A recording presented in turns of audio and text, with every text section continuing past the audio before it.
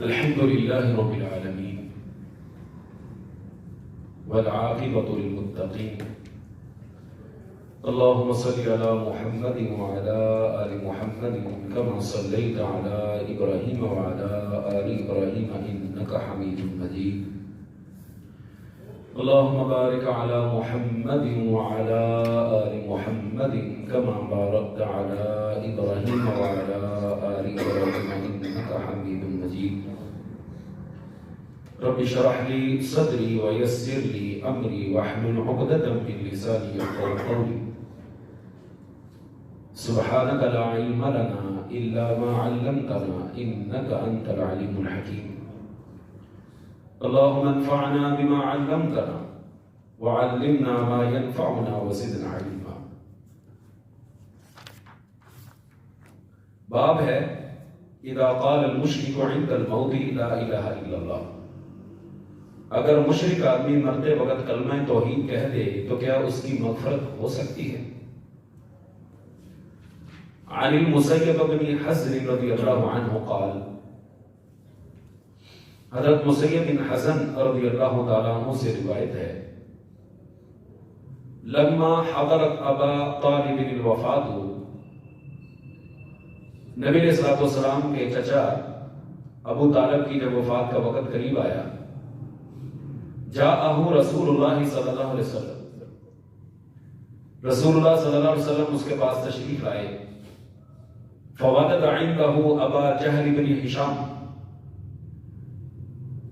آپ نے اس کے نزدیک ابو جہل بن ہشام اس کو دیکھا وعبداللہ بن ابی امیہ بن المغیرہ تھی اور عبداللہ بن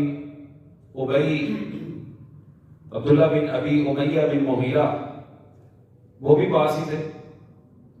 قال رسول اللہ صلی اللہ علیہ وسلم بھی ابی طالب آپ نے اپنے چچا ابو طالب سے کہا یا عم اے چچا قل لا الہ الا اللہ لا الہ الا اللہ کا اقرار کر لو کلمتا اشہد لک بها عند اللہ.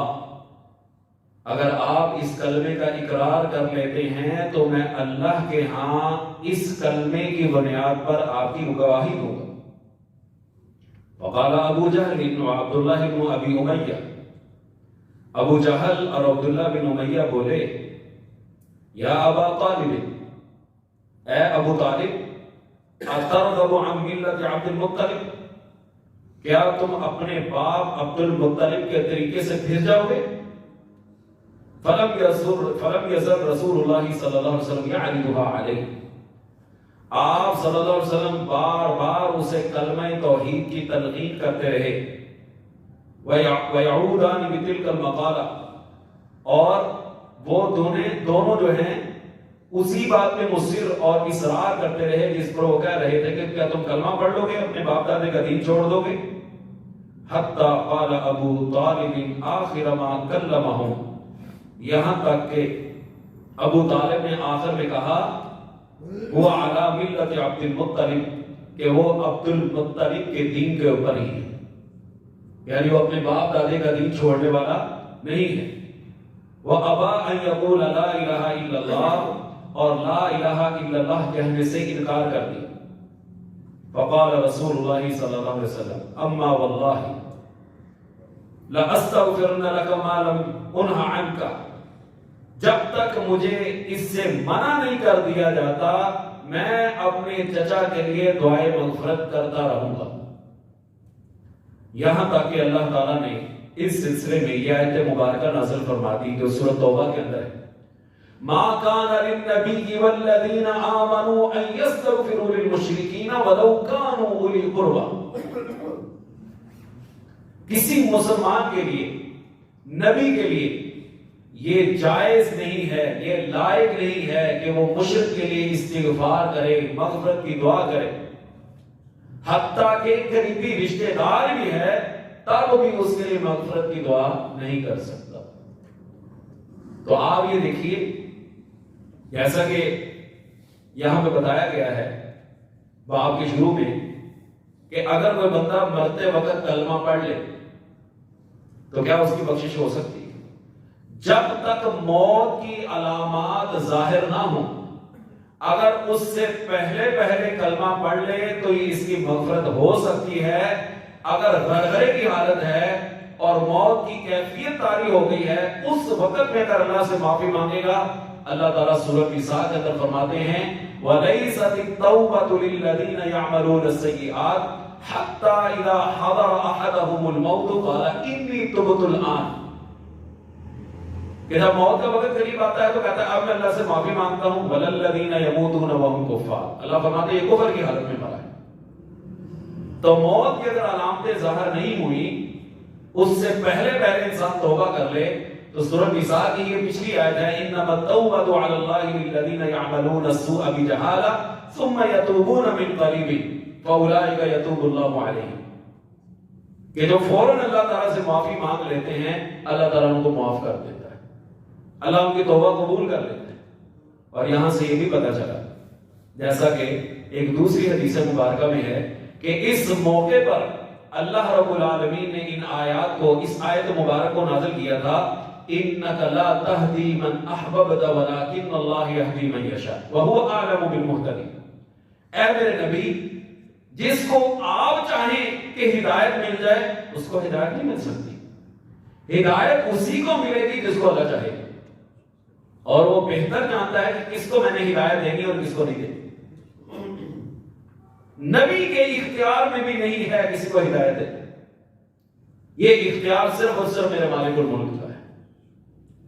وہ ہدایت دینے پر آئے تو آخری وقت میں ہدایت دے دے، اور نہ ہدایت دے تو انسان اسی بے ہدایتی میں گمراہی کرتے بھی دنیا سے چلا جائے۔ اور پھر یہاں پہ ایک اور چیز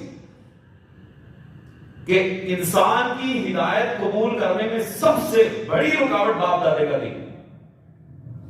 لوگ کیا کہیں گے، وہ تم نے اسلام قبول کر لیا، لوگ کیا کہیں گے، اور تم نے اس انداز کے ساتھ عبادت شروع کر دی، لوگ کیا کہیں گے، اور تم نے اپنے مرنے والے پر ان چیزوں کا اہتمام ہی نہیں کیا۔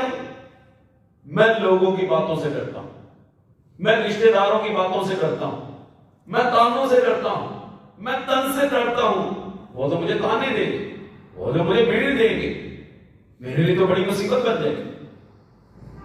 دیکھیں اگر یہ فارمولا کارگر ہوتا نا اور یہ انسان کے لیے فائدہ مند ہوتا تو رسول اللہ صلی اللہ علیہ وسلم بھی اس کو استعمال کر سکتے، آپ بھی اپنی قوم کو یہ کہہ سکتے تھے اور یہ یعنی بنا سکتے تھے، بتا سکتے تھے کہ جی میں اپنی قوم سے بات کرتے ہوئے ڈرتا ہوں۔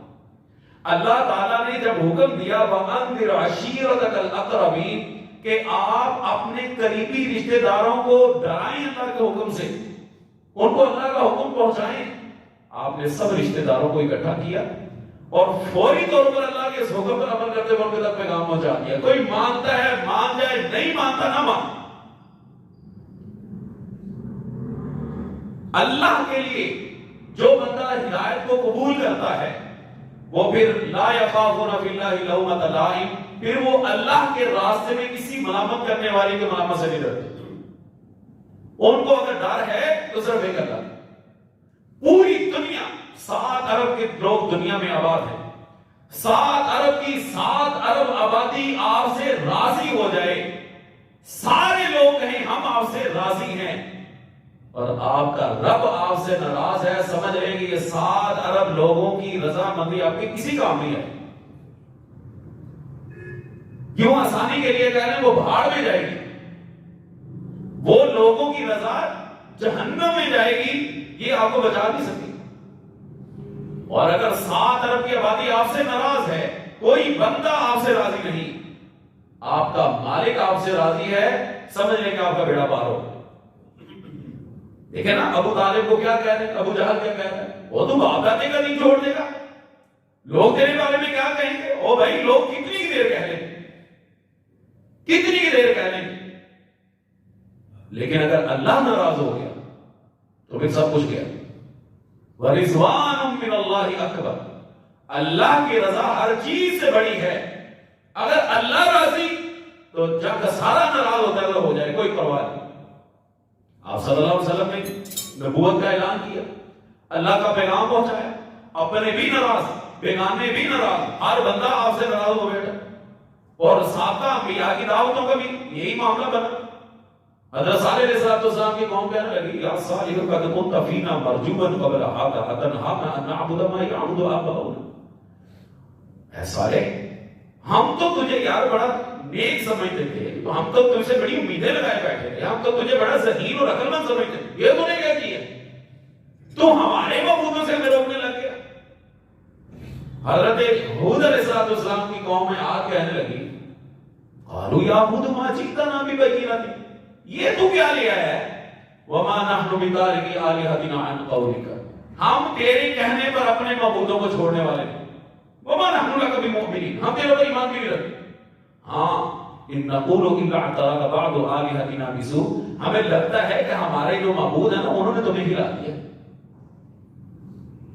ان کا اثر تمہارے اوپر ہو گیا، جس وجہ سے تم ایسی بہتی بہتی باتیں کر رہے۔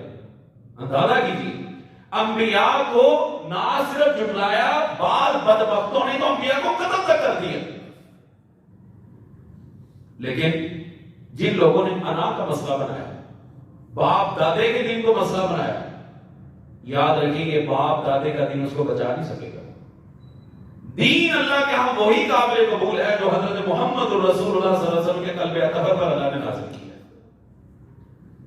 دین وہی اللہ کے ہاں قابل قبول ہے۔ اس لیے یہ رشتہ داریوں کی پرواہ کرنا اور کہ وہ مجھے بلانا چھوڑ دے گا، نہ بلائے،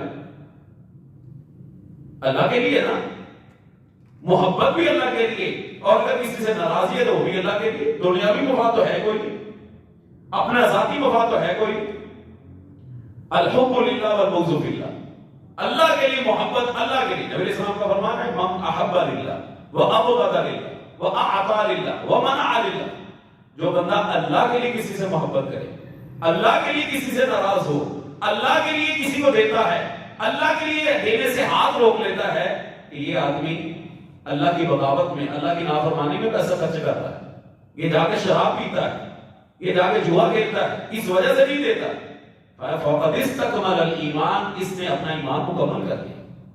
کوئی ذاتی مفاد تو ہے نہیں، صرف اللہ کی رضا کے لیے۔ اس لیے یہ جو معاملہ ہے یہ اللہ کے لیے، اس میں کسی قسم کا کوئی آپ بابا کے دہل یہ بات کہیں بھائی نہ قرآن اس کی اجازت دیتا ہے نہ حدیث اس کی اجازت دیتی ہے، لہذا میں یہ کام نہیں کر سکتا، خلاف شریعت میں کام نہیں کر سکتا۔ تم لوگوں کا وقتی طور پر ناراض ہونا مجھے قبول ہے، لیکن میں اپنے مالک کو، اپنے خالق کو ناراض نہیں کر سکتا۔ کیا کر لیں گے؟ کیا بگاڑ لیں گے؟ شادی بیاہ کا موقع ہے، لوگ آپ سے کہیں کہ بیٹے کی شادی کر رہے ہو تو ڈھول کا انتظام نہیں کیا، آپ کہتے ہیں کہ نہیں ہم نے نہیں انتظام کیا، اور تم نے بارات لے کے جانی کہ جنازہ لے کے جانا، خاموشی کے ساتھ لے کے جاؤ گے، پتا تو چلے دنیا والوں کو، اور پہلے پہلے بیٹے کی شادی کر رہے ہو اس طرح چلے جاؤ گے، لوگوں کو نہیں بتانا، اور پورے ٹشن کے ساتھ لے کے جاؤ، دنیا والوں کو پتا تو چلے تمہارے بیٹے کی شادی ہوئی، کیا بعد میں نہیں پتا چلے گا لوگوں کو؟ آپ کہتے ہیں بھائی نہیں اللہ اس کے رسول نے منع فرمایا، ہم اس کا انتظام نہیں کر سکتے، اور بھائی جاؤ پھر ہماری طرف سے یہ کینسل، ہم نہیں آئیں گے تمہاری شادی کے اوپر، ہم نہیں آئیں گے تمہاری شادی کے اوپر، کہتا ٹھیک ہے چلے جائیں، مجھے کوئی پرواہ نہیں، میں اللہ کے رسول کی بغاوت نہیں کر سکتا۔ یہاں پہ میں آپ کو ایک واقعہ سنانا چاہوں گا، یہ واقعہ ہمارے ایک دوست نے سنایا، اس کا کزن تھا، پورا خاندان ایک دنیا دار لوگ تھے، کوئی نہیں، کوئی گاڑی کوئی نہیں چاہے، سارے کلیگ شہر، ایک کو اللہ تعالیٰ نے ہدایت دی، اس نے محبت رسول میں چہرے پہ داڑھی سجائی، اس کا رشتہ ہوا تھا اس کے چچا کے گھر،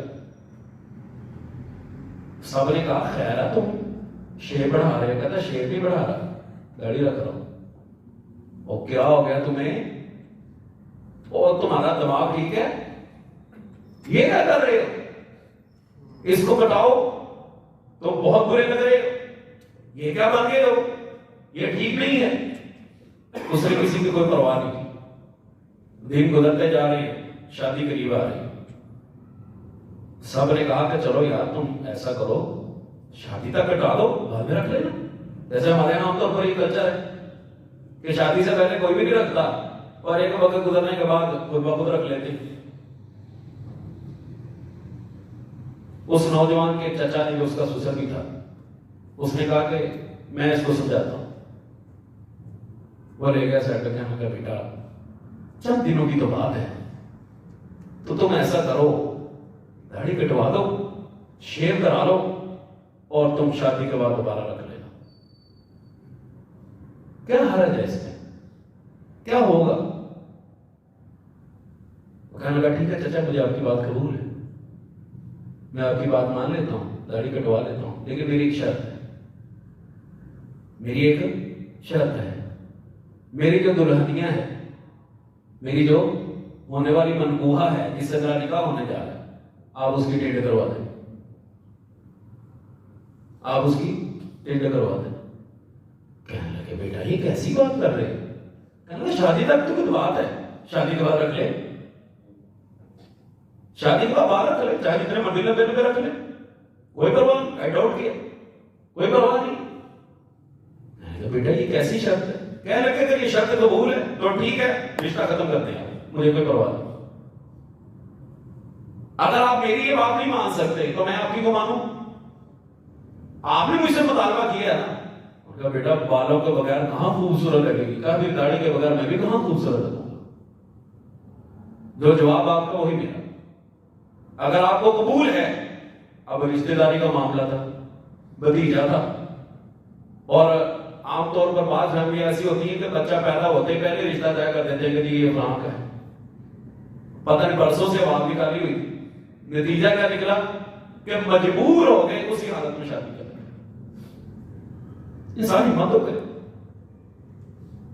کوئی کہتا جی میں بینڈ بازے کا انتظام کر رہا ہوں، چچا کر رہا ہے. آپ کہے بھائی تو کیوں انتظام کرے گا؟ مجھے پتا نہیں اللہ کے رسول کی بغاوت. کوئی حال کے اندر گانوں کا اہتمام کرتا ہے، آپ کہتے ہیں اس کو بند کراؤ. وہ کچھ نہیں ہوتا جی خوشی کا موقع، بھائی خوشی کے موقع پر اللہ کو ناراض کرنا. یہاں پر مجھے ایک چیز کی بڑی نا حیرانی ہوتی ہے. حیرانی یہ ہے ہم گئے تھے نکاح کرنے. بھائی نکاح کس کا حکم ہے؟ جی اللہ اس کے رسول کا حکم ہے. اللہ کے رسول نے فرمایا ہے النکاح من سنتی، نکاح میری سنت ہے. فمن راغب عن سنتی فلیس منی، جس نے میری سنت سے بے رغبتی کی اس کا مجھ سے کوئی تعلق نہیں. اس معاملے میں اس کا ہم سے کوئی تعلق. اللہ نے فرمایا ہے وَأَنكِحُوا الْأَيَامَ مِنكُمْ کہ اپنے بچوں کی، نوجوانوں کی شادی کرو. لہذا اللہ اور اس کے رسول کا حکم مانتے ہوئے میں یہ کام کر رہا ہوں. میری شادی ضرورت بھی ہے، میری معاشرت کی ضرورت بھی. اچھا بھائی جس نبی نے یہ حکم دیا ہے اسی نبی نے کہا ہے کہ مجھے موسیقی کے آلات توڑنے کے لیے بھیجا گیا ہے. یہ کیا کرے جی، اولاد کی خوشیوں کے ہاتھوں مجبور ہیں. وہاں پہ مفاد ہے، یہاں پہ بھی مفاد ہے. ایک مفاد، ایک حکم مان لیا مفاد کو سامنے رکھتے ہوئے، دوسری طرف بغاوت کر دی اسی بنیاد کے اوپر. یہ کیا ہے؟ کیا نام دے اس کو؟ کیا نام دے اس کو؟ نکاح کی باری آئی تو اللہ اس کے رسول کا حکم ہے، اور جب موسیقی کی باری آئی، ڈانس کی باری آئی، گانے کی باری آئی اور غیر شرعی امور کی بات آئی، کیا کریں گی؟ اولاد کیا تو مجبور ہیں. بھائی آپ کی گھر میں کوئی ویلیو نہیں، آپ گھر کے سربراہ ہیں یا آپ گھر کے ملازم ہیں؟ آپ کی گھر میں کوئی بھی نہیں چلتی. اتنے بے وقت ہو چکے ہیں آپ وہاں پہ ڈنڈا کیوں نہیں اٹھاتے؟ وہاں پہ آپ سختی کیوں نہیں کرتے کہ جس نے گانے چلائے میں اس شادی میں شرکت نہیں کروں گا، میرے بغیر شادی کرو؟ دیکھتے ہیں آپ کے بغیر شادی ہوتی. ایڈوانس اس چیز کے پابند کیا جائے کہ بھائی اگر کوئی ایسا کوئی کام ہوا تو یاد رکھیے گا کہ میں بڑی مجلس کو چھوڑ کے چلا جاؤں، میں نہیں خوشی کے اندر شرکت کر سکتا. اتنا بیٹا کا نہیں. ہاں جی میں مجبور ہوں، میں کچھ کر نہیں سکتا. اللہ تعالیٰ نے یہ عذر نہیں سننا. نبی کی یہ ذمہ داری ہوتی ہے کہ نبی کی موجودگی میں اگر کوئی خلاف شریعت کام ہو تو نبی اس میں خاموش نہیں رہتا. اور نبی کے ماننے والوں کی بھی یہ صفت ہونی چاہیے کہ ان کی موجودگی میں جب کوئی شریعت کے خلاف کام ہو رہا ہے وہ اس پہ خاموش کیوں ہے؟ وہ اس پہ منکر کے اوپر روکتے کیوں نہیں؟ اس لیے یہ ہماری ذمہ داری ہے. اگر بچوں کی شادی کرنا، ان کی خوشیوں میں شامل ہونا، یہ ہماری ذمہ داری ہے. اس کی شادی کرنے کے لیے سارے اہتمام کرنا میری ذمہ داری ہے. اس کو غیر شرعی کاموں سے بچانا بھی میری ذمہ داری ہے. ایک طرف اللہ کی نافرمانی، دوسری طرف اللہ کی فرما برداری نافرمانی اکٹھی. کس موقع پر کس کام کے لیے؟ شادی کے بارے میں اللہ نے فرمایا انسان کو ہم نے اس لیے یہ معاملہ کیا ہے تاکہ یہ سکون حاصل کرے. سکون کا بیڑا گرک تو ہم نے پہلے کر دیا. اس سکون کی بنیادوں کو ہم نے ایڈوانس ہی کھوکھلا کر لیا ہے. اور پھر روتے دیکھے نہیں جاتے کہ ہماری زندگی پتہ نہیں کیا نظر، کس کی نظر لگی. نظر تو ہم نے خود لگائی. ایک طرف اللہ کی فرما برداری نکاح اور دوسری طرف اللہ کی نافرمانی بغاوت. ان دونوں چیزوں کو اکٹھی ہو سکتی؟ کبھی بھی ہو سکتی. اس لیے اس بات کا اہتمام، میں نے یہ ضمن بات عرض کی ہے اس سلسلے میں کہ جب اپنے مفادات کی بات آتی ہے تو بھی ہم باپ دادے کا دین بیچ میں لے آتے ہیں. ایسا نہیں ہے. جب آپ نے اللہ کی توحید کا اقرار کر لیا ہے، نبی علیہ الصلوۃ والسلام کی رسالت کا اقرار کر لیا ہے، پھر اس نکیل میں ناک میں نکیل انہی کی ہے. جو وہ فرمائیں گے میں وہی کروں، اس کے علاوہ نہیں کروں. یہی مفہوم ہے کلمہ توحید کا، کلمہ رسالت کا، لا الہ الا اللہ محمد رسول اللہ صلی اللہ علیہ وسلم. اللہ تعالیٰ سے دعا ہے کہ اللہ ہمارا خاتمہ ایمان پہ فرمائے اور اللہ تعالیٰ ہر قسم کی گمراہی کے راستوں سے ہمیں محفوظ فرمائے. اللہ ہدایت دے اور اسی ہدایت کے اوپر اللہ تعالیٰ ہماری زندگی کا اختتام کرے. وآخر دعوایا ان الحمد للہ رب العالمین.